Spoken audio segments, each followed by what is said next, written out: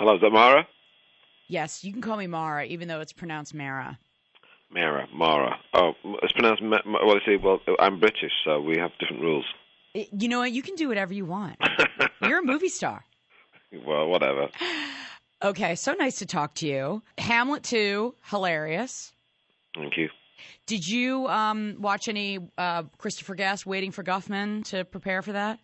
No, so a lot of people made that comparison, which is very flattering because I'm a huge fan of Christopher Guest.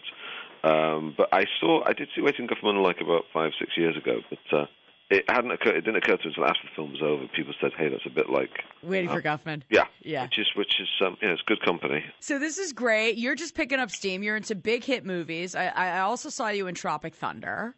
Oh yeah. And you have an unflattering thing that happens to your head. That's right. That must have been fun to film. Well, it was. Well, I mean, I don't think it's spoiling too much to say that I die in the film and my head gets used as a football. But it's when you get. It's great fun doing a movie like that. It's kind of scary when they have to make a cast of your head because they entomb it in sort of latex and plaster, and you have to breathe through 2 straws that they shove up your nose. Wow! So they made a cast of your head. So you're sitting there on the set looking at your own head. Yes, that's very disturbing. We're on the air with Steve Coogan from Hamlet 2 with Elizabeth Shue, who plays herself. I love that about her. She's got a great sense of humor. Oh, totally. It was a very, she very, very happy to sort of be self-mocking, which is something I think more people take a leaf out of her book because she's very, very comfortable with herself, very happy to sort of make the joke that that because she plays herself that she's moved to Tucson and become a nurse and given up acting. And now, had you seen her in? I saw her in Leaving Las Vegas. Okay, but did you see like Adventures in Babysitting? No, but I didn't see. No, even though I claimed to have seen it in the movie, I still haven't seen it. I remember seeing Cocktail, and The Karate Kid. Yeah. So a lot of lesser-known actors were approached to play themselves and thought it was beneath them. And she's an Oscar-nominated actress who was very happy to sort of make jokes about the whole thing. I love that. We're on the air with Steve Coogan. The movie is Hamlet 2. You're also in Tropic Thunder, but I know you've got a background in stand-up comedy, and I could be making this up, but am I reading you're going to go back on the road and do stand-up?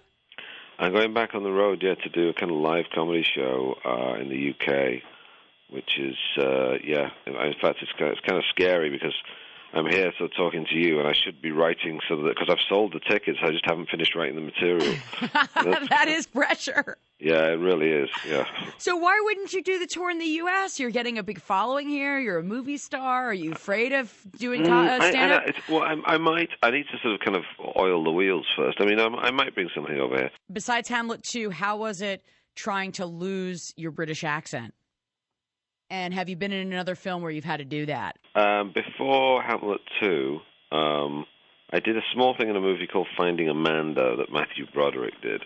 But apart from that, no. This is the first big main role I played with him. And was that hard to do that?